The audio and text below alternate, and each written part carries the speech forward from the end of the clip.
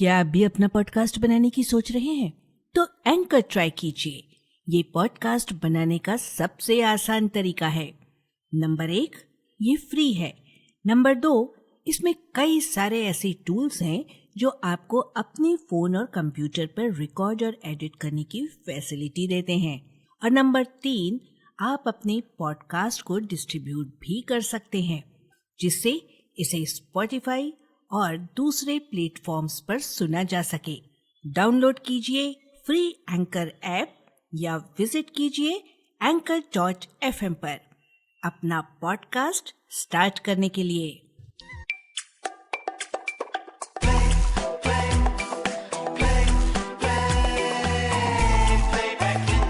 एक गीत 100 अफसाने। Radio playback India. नमस्कार दोस्तों, एक गीत 100 अफसाने की एक और कड़ी के साथ हम फिर हाजिर हैं। फिल्म संगीत की रचना प्रक्रिया और विभिन्न पहलुओं से संबंधित रोचक प्रसंगों, दिलचस्प किस्सों और यादगार घटनाओं को समेटता है रेडियो प्लेबैक इंडिया का ये साप्ताहिक स्तंभ। आज के अंक के लिए हमने चुना है वर्ष 1943 की मशहूर फिल्म संजोग का गीत पलट तेरा ध्यान किधर है भाई। चार्ली की आवाज, अरशद गुजराती के बोल और नौशाद अली का संगीत। कौन थे अभिनेता गायक चार्ली और उनकी क्या खासियत थी? नौशाद साहब के शास्त्रीय संगीत आधारित गीतों के दौर से पहले हल्के फुल्के गीतों का उनका दौर कैसा था? गुमनाम गीतकार अरशद गुजराती के बारे में कितनी जानकारी है हमें? कैसे इस गुमनाम गीतकार ने एक फिल्म में संगीतकार अनिल विश्वास की मदद की थी? पलट तेरा ध्यान किधर है जुमले को लेकर और कितने गाने फिल्मों में सुनाई दिए? ये सब कुछ आज के इस अंक में। शोध और आलेख सुजॉय चैटर्जी का है। आज इसका वाचन कर रही हैं मातृका। पलट तेरा ध्यान किधर है भाई, वरना पछताना पड़ेगा। मैं तेरे कुर्बान, मैं तेरे कुर्बान, मैं तेरे कुर्बान। पलट, अरे पलट तेरा ध्यान किधर है? पलट तेरा ध्यान किधर है। इस जुमले को सुनकर आप में से नौजवान श्रोता शायद यह समझ रहे होंगे कि हम डेविड धवन की हाल की फिल्म मैं तेरा हीरो के अरिजीत सिंह के गाए गीत पलट तेरा ध्यान किधर है, ये तेरा हीरो इधर है की बात कर रहे होंगे। पर हमारे उम्र रसीदा श्रोता यह जरूर समझ गए होंगे कि गुजरे जमाने के किसी हास्य अभिनेता गायक की बातें आज हम लेकर उपस्थित हुए हैं, है ना। भारतीय सिनेमा के प्रथम सुपरस्टार अगर कुंदन लाल सहगल थे तो प्रथम स्टार कॉमेडियन माना गया है चार्ली को। नूर मोहम्मद के नाम से उन्होंने जन्म तो लिया, पर चार्ली चैपलिन के दीवाने थे और इसलिए अभिनेता बनने के बाद अपने नाम के साथ चार्ली जोड़ लिया और बन गए नूर मोहम्मद चार्ली। और मजे की बात यह है कि आगे चलकर उनका नाम केवल चार्ली बनकर ही रह गया। 30 और 40 के दशकों में चार्ली ने खूब नाम कमाया और कई बार तो फिल्म के नायक से ज्यादा उनकी फीस हुआ करती थी। कई फिल्में तो बस उन्हीं को ध्यान में रखकर बनाई गई। हास्य अभिनेता होते हुए भी कई फिल्मों के नायक बने और कई गीत भी गाए। और ऐसा ही एक गीत था पलट तेरा ध्यान किधर है भाई, जिसे अरशद गुजराती ने लिखा और नौशाद अली साहब ने संगीतबद्ध किया। जी हाँ, हम सभी के परिचित नौशाद साहब। 1943 के फिल्म संजोग के लिए नौशाद साहब ने इस गीत को कंपोज किया था और यह उनके संगीतबद्ध शुरुआती गीतों में से एक है। नौशाद साहब के लिए हम थोड़ी देर में आते हैं। पहले चार्ली साहब के बारे में कुछ और बातें बताई जाए। चार्ली ही वो हास्य अभिनेता थे जो अपनी हर फिल्म में गीत गाया करते थे। यही नहीं, वे पहले ऐसे अभिनेता थे जिन्होंने किसी फिल्म में पहली बार कव्वाली गाई। यह कव्वाली है 1935 के फिल्म बैरिस्टर्स वाइफ की कव्वाली नजरिया ताने है तीर कमान, जिसे लिखा था पंडित नारायण प्रसाद बेताब ने और संगीत से संवारा था रेवा शंकर मारवाड़ी ने। चार्ली के अभिनय और गायन से सजी कुछ और उल्लेखनीय फिल्मों के नाम हैं जरीना, चंद्रहास, पागल प्रेमी, नादिरा, तूफानी मेल और कॉलेज गर्ल। 1947 में वे पाकिस्तान के होकर रह गए। वहाँ भी उन्होंने अभिनय जारी रखा, पर वहाँ उन्हें कामयाबी नहीं मिली। इस वजह से वे भारत लौटे और 3 फिल्मों में अभिनय किया।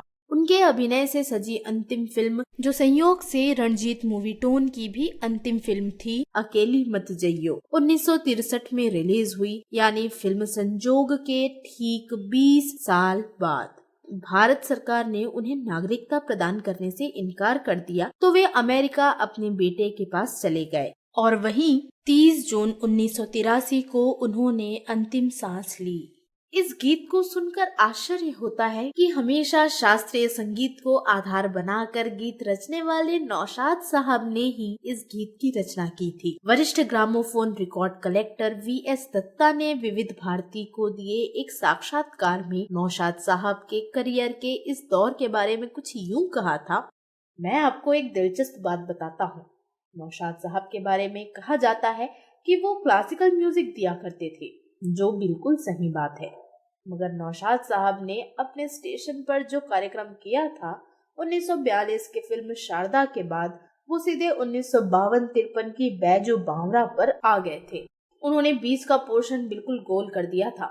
अब मैं आपसे कहना चाहूँगा कि उस बीच के पोर्शन में उन्होंने ऐसे गाने गाए जो बहुत सस्ते थे। एक मेरे पास है जो आप चाहें तो लेकर श्रोताओं को सुना सकते हैं। एक कॉमेडियन होता था चार्ली, तो उन्होंने चार्ली से यह गाना गवाया था, अरे पलट तेरा ध्यान किधर है भाई, और यह फिल्म शायद संजोग थी। दोस्तों, नौशाद साहब के शुरुआती दौर के इन हल्के फुल्के गीतों को सस्ता कहकर हम उन जैसे गुणी कलाकार की तौहीन नहीं करेंगे, बल्कि इसे इस तरह से लिया जाना चाहिए कि वह दौर उनका संघर्ष दौर था। उस दौर में अपने आप को बम्बई में जमाए रखने के लिए अगर उन्हें इस तरह के गाने बनाने पड़े थे तो इसमें कोई खास बुराई नजर नहीं आती। हो सकता है कि ये गाने उन्हें मजबूरी में बनाने पड़े हो, जो उन्हें पसंद ना हो, और इस वजह से वे इनका जिक्र नहीं करते थे।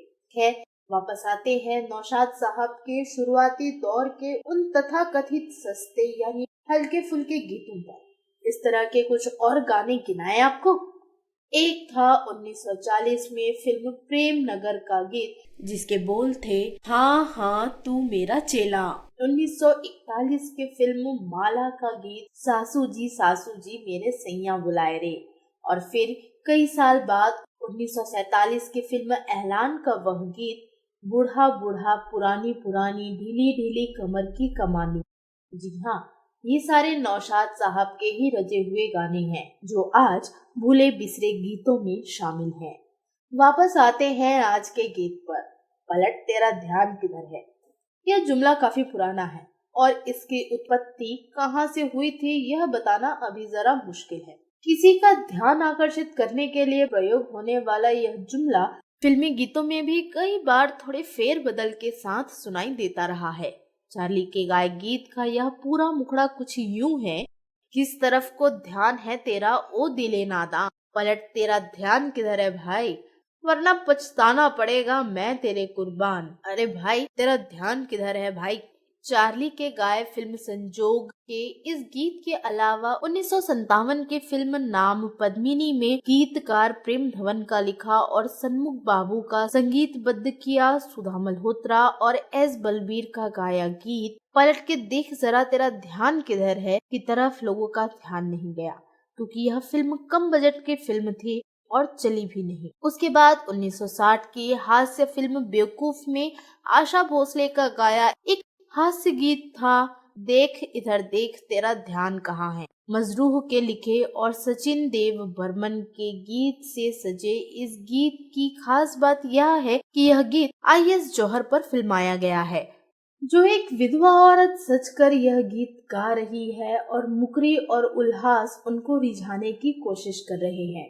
इस गीत में 2 पुरुष स्वर सुनाई देते हैं, पर ये आवाजें किनकी हैं इसमें थोड़ा संशय है। एक आवाज तो मन्ना डे की लगती है, पर दूसरी आवाज का पता नहीं चल पाया। आशा भोसले ने पलट तेरा ध्यान किधर है वाले कई गीत गाए।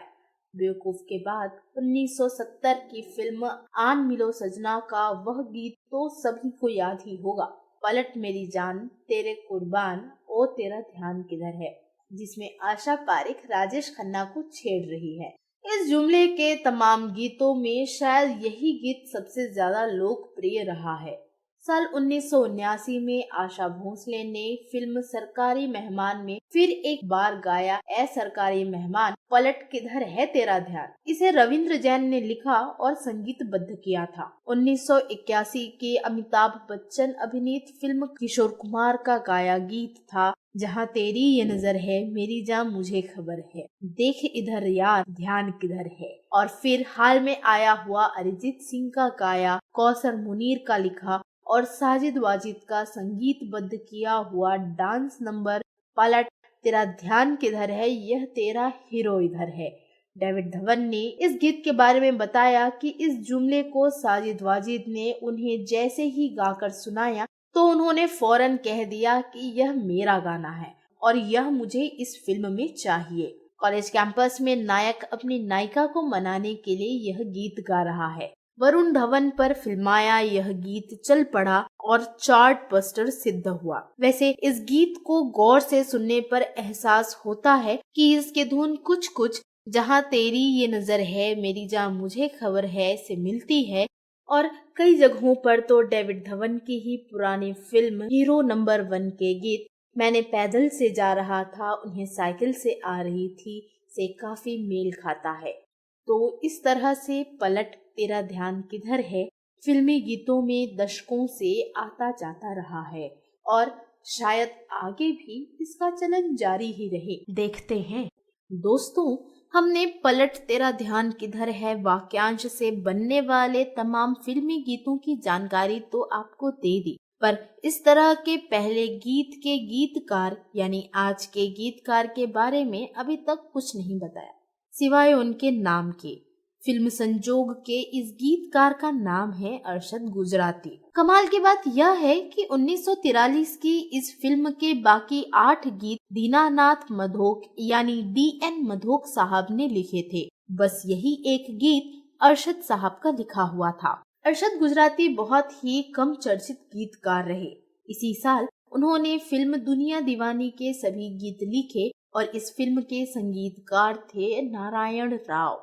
इस साल यानी 1943 में ही एक तीसरी फिल्म आई शहंशाह अकबर, जिसमें एक बार फिर अरशद साहब का लिखा गीत गूंज उठा।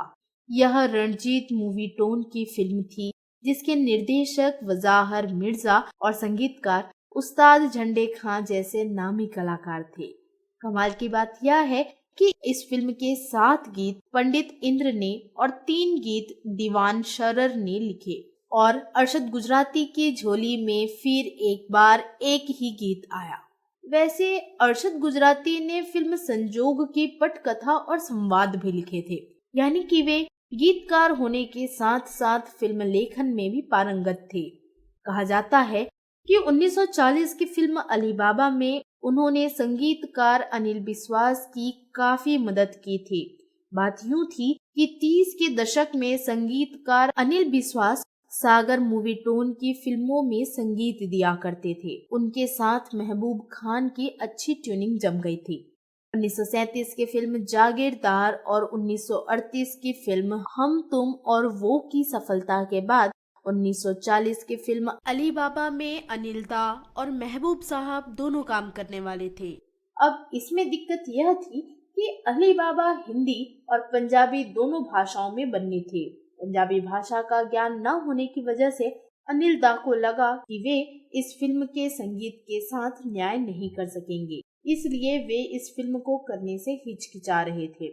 पर इस बात को लेकर जब उनकी समालोचना शुरू हुई तो उन्होंने इसे एक चुनौती के रूप में स्वीकार किया और बताया जाता है कि पंजाबी बोलों के साथ अनिल दा की मदद जिन 3 लोगों ने की थी वे थे लाला याकूब, जिन्होंने पंजाबी संस्करण के संवाद लिखे थे, तथा शाह अजीज और अरशद गुजराती, जिन्होंने पंजाबी गाने लिखे। दोस्तों, 1940 की पंजाबी फिल्म अली बाबा और 1943 की वो 3 फिल्में यानी कि संजोग, दुनिया दीवानी और शहंशाह अकबर, इनके अलावा अरशद गुजराती से संबंधित कोई और जानकारी आज उपलब्ध नहीं है। वे कहां से आए और अचानक कहां चले गए कह नहीं सकते, पर जब तक चार्ली साहब के इस हिट गाने को लोग याद रखेंगे, अरशद साहब की भी याद आ ही जाएगी। ये थी एक गीत 100 अफसाने की आज की कड़ी। आशा है आपको पसंद आई होगी। शोध और आलेख सुजॉय चैटर्जी का था, वाचन स्वर मातृका का और प्रस्तुति संज्ञा टंडन की। तो अब आज के लिए दीजिए इजाजत। अगले हफ्ते फिर मिलेंगे एक और गीत की जानकारी के साथ। नमस्कार। एक गीत 100 अफसाने। Radio Playback India.